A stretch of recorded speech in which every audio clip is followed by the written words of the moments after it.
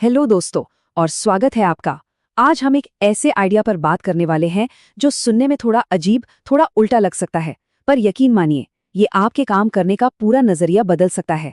नाम है strategic incompetence, यानी कि सोची समझी अक्षमता। हाँ, आपने सही सुना। ये आपके करियर की वो छुपी हुई सुपर पावर हो सकती है जिसके बारे में आपने कभी सोचा भी नहीं होगा। तो चलिए आज इसी दिलचस्प कॉन्सेप्ट की गहराई में उतरते हैं। इस पूरे आइडिया की जड़ ना इस एक लाइन में छिपी है। अगर आप अपने बॉस को दिखाते हैं कि आप सब कुछ कर सकते हैं, तो वो आपसे सब कुछ करवाएगा, उसी सैलरी पर। कुछ जाना पहचाना सा लगा? अरे ये हम में से कई लोगों की कहानी है ना?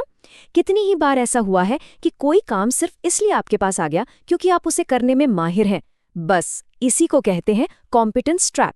यानी आपकी काबिलियत ही आपके लिए एक जाल बन जाती है, आपको उन छोटे मोटे कामों में उलझा देती है जो कोई और करना ही नहीं चाहता। ये बात हमारी बरसों की सोच को सीधी चुनौती देती है। बचपन से हमें सिखाया जाता है कि हर काम में अच्छे बनो, सब कुछ सीखो। लेकिन क्या हो अगर यही आदत असल में आपको आगे बढ़ने से रोक रही हो?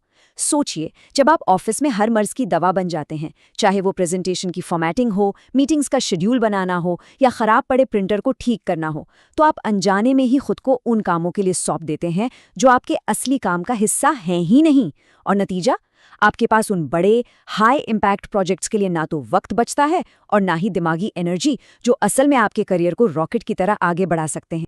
तो फिर सवाल ये है कि इस जाल से बाहर कैसे निकलें? यहीं पर एक बहुत ही जबरदस्त लेकिन थोड़ा हटके आइडिया काम आता है, अक्षमता की शक्ति। नहीं, इसका मतलब आलसी होना या काम से जी चुराना बिल्कुल नहीं है। इसका मतलब है स्मार्ट तरीके से काम करना, अपनी एनर्जी और टाइम को एक खजाने की तरह समझना और उसे बहुत सोच समझ कर इन्वेस्ट करना। ये एक रणनीति है, छोटे मोटे कामों के दलदल से निकलकर उस असली खेल में शामिल होने की जहां करियर बनते हैं।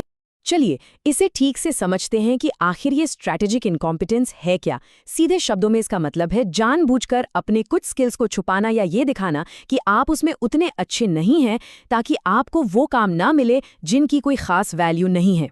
मान लीजिए ऑफिस का प्रिंटर फिर से खराब हो गया और सबको पता है कि आप ही वो जादूगर हैं जो उसे 2 मिनट में ठीक कर सकते हैं। अगर आप हर बार हीरो बनकर उसे ठीक कर देते हैं तो मुबारक हो, आप ऑफिस के ऑफिशियल प्रिंटर फिक्सर बन चुके हैं। लेकिन रणनीतिक अक्षमता कहती है कि अगली बार आप कहें, अरे यार इसका तो मुझे भी ज्यादा आइडिया नहीं है, लगता है आईटी वाले को ही बुलाना पड़ेगा। बस इतना कहकर आपने अपना कीमती वक्त और मेंटल फोकस उन कामों के लिए बचा लिया जो वाकई आपके लिए मायने रखते हैं। अब जरा इस स्क्रीन पर देखिए, यहाँ 2 तरह के लोग हैं, 2 तरह की सोच है। एक तरफ है द सर्वेंट, यानी सेवक।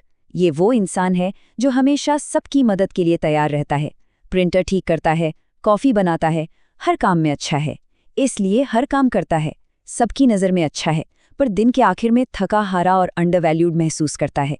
और दूसरी तरफ है द स्ट्रैटेजिस्ट, यानी रणनीतिकार। ये वो खिलाड़ी है जो अपने समय और ऊर्जा की कीमत समझता है। वो जानता है कि हर छोटे काम के लिए हाँ कहना असल में बड़े मौकों को ना कहना है।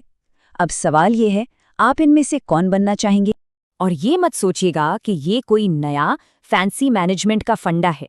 अरे नहीं, ये तो सदियों पुरानी समझदारी है जिसे इतिहास के कुछ सबसे तेज दिमागों ने अपनाया और इस्तेमाल किया है।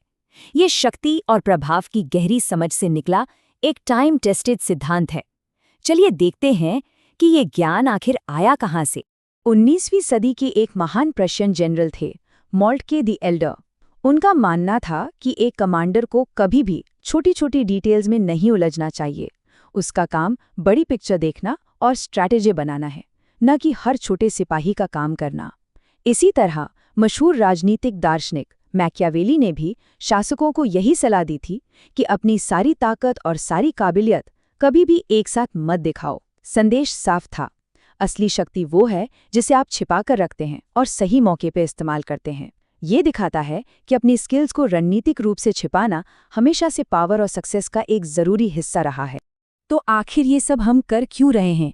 बात घूम फिर कर एक ही जगह आती है, अपनी सबसे कीमती चीज़ यानी अपनी एनर्जी को उन कामों के लिए बचाना जो असल में आपके भविष्य को बनाने वाले हैं।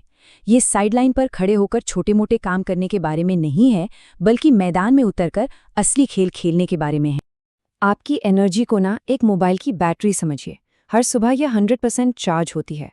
अब ये आप पर है कि आप इसे छोटे-मोटे फालतू के ऐप्स चलाकर दिन के बीच में ही खत्म कर देते हैं, जो आपको सिर्फ बिजी दिखाते हैं, प्रोडक्टिव नहीं। या फिर आप इस कीमती बैटरी को उन बड़े लक्ष्यों, उन मुश्किल प्रोजेक्ट्स के लिए बचाकर रखते हैं जो आपको प्रमोशन दिलाएंगे, आपकी स्किल्स बढ़ाएंगे और आपको एक लीडर के तौर पर साबित करेंगे। चॉइस हमेशा आपकी होती है। तो ठीक है, इसे असल जिंदगी में कैसे करें? चलिए इसका एक सिंपल सा 4 स्टेप का प्लान देखते हैं। स्टेप 1, अपने हाई इम्पैक्ट कामों को पहचानिए। ये वो काम है जो सीधे कंपनी के बड़े गोल से जुड़े हैं। स्टेप 2, अपने कम वैल्यू वाले स्किल्स को पहचानिए। जैसे शायद आप एक्सेल में बहुत तेज हैं, इसलिए हर कोई आपको डेटा क्लीनिंग का काम पकड़ा देता है। स्टेप 3, और ये सबसे जरूरी है, इन कम वैल्यू वाले स्किल्स को चतुराई से छिपाइए। झूठ नहीं बोलना है, बस ये कहना है, मैं इसमें एक्सपर्ट तो नहीं हूं, शायद हमें उस डिपार्टमेंट से किसी की मदद लेनी चाहिए।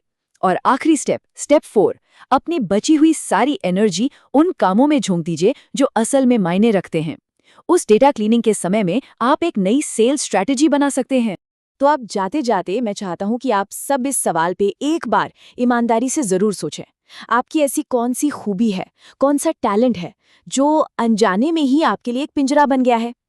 क्या वो आपकी बेहतरीन प्रेजेंटेशन बनाने की स्किल है, या फिर लोगों की छोटी-मोटी टेक्निकल दिक्कतें सुलझाने की आदत? इस पर शांति से सोचिएगा, क्योंकि इसका जवाब आपको हैरान भी कर सकता है और शायद आपके करियर को अपने कंट्रोल में लेने की चाबी भी दे सकता है।